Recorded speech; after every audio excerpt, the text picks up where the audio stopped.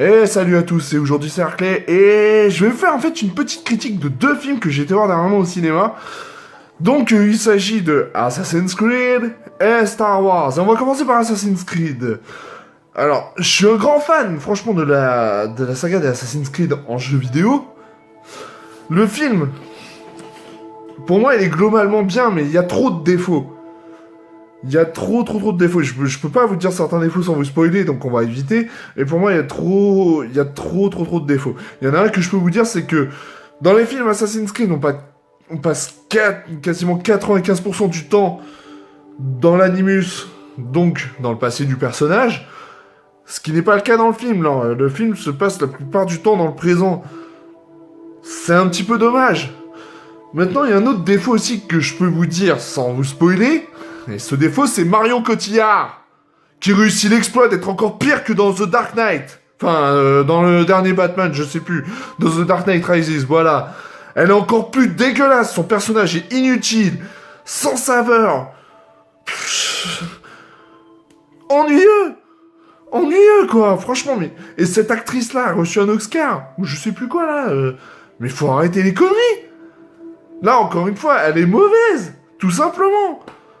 Maintenant, du côté des bons points, Michael Fassbender, qui lui nous fait franchement un personnage de ouf.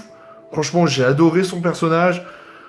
J'espère que s'il y a une suite à ces films Assassin's Creed, malgré que celui-ci est apparemment en train de bider, mais bon, on verra ce que ça donne par la suite. S'il y a une suite, j'espère que Michael Fassbender fera partie du casting parce que il est franchement génial.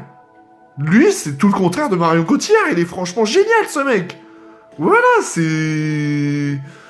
Lui, il faut le garder. Marion Cotillard, faut la virer. Faut la virer, sincèrement. Voilà, donc... Ça a été assez rapide pour Assassin's Creed parce que, comme je vous dis, il y a pas mal de défauts, mais je peux pas tous vous les dire sans vous spoiler. Donc, moi, j'ai pas envie de spoiler les gens. Voilà, je sais que c'est très désagréable. Et maintenant, on va passer à Star Wars. Star Wars Rogue One. Alors, pour donner un petit ordre de grandeur, j'ai bien apprécié, j'ai vraiment apprécié Star Wars épisode 7. Mais Rogue One, il est 10 fois au-dessus, quoi. Il est 10 fois au-dessus que Star Wars épisode 7. Par rapport à Star Wars épisode 7, je veux dire. C'est bourré de clins d'œil. Pour les fans, c'est beaucoup de fanservice. Ça, c'est clair et net. Ça, y a pas à chier. Mais franchement, j'ai envie de dire, ça fait plaisir. Ça fait plaisir. Pareil, je vais pas trop vous citer les bons points et les mauvais points, parce que ça m'amènerait peut-être à vous spoiler le truc. De toute façon, relativement, ça va être assez court.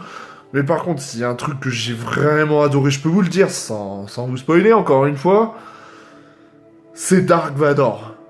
Oh putain! Oh, alors là, ça c'était franchement génial. Je veux dire... On le voit pas souvent dans le film, mais qu'à chaque fois qu'on le voit, c'est juste énorme. C'est juste énorme. Dark Vador, pour moi, l'apparition de Dark Vador dans Star Wars Rogue One, c'est un petit peu comme les apparitions du Joker dans Suicide Squad. Ouh là là là là, il y en a peut-être qui vont pas être d'accord, mais pour moi, j'ai adoré le Joker de Suicide Squad. Franchement, Jared Leto, il déchire dans son personnage. Le mec, voilà quoi. Il fait vraiment pas n'importe quoi. Et c'est franchement génial. On le voit pas souvent dans Suicide Squad, mais dès qu'on le voit, ça déchire. Et ben c'est pareil pour Dark Vador dans Star Wars Rogue One. On le voit pas souvent, mais quand on le voit, ça déchire. Et le film est franchement bien rythmé. Il y a beaucoup d'action, il y a un petit peu trop de blabla par moment, mais bon, c'est pas très méchant. Et voilà, quoi. Moi, il y en a, je comprends pas. Il y a des gens qui ont critiqué Rogue One avant que j'aille le voir. Mais moi, je comprends pas leur critique. Je ne comprends pas leur critique. Franchement, moi, Rogue One, j'ai apprécié. Ça fait partie des films que je vais apprécier de revoir une fois qu'ils seront sortis en Blu-ray. Totalement. Enfin bref, voilà, c'était mon avis sur ces deux films, j'espère que ça vous a plu. Et si ça vous a plu, comme d'habitude, un petit partage, un petit commentaire, un petit abonnement, tout ça, ça fait toujours plaisir. Et moi, je vous dis à ciao.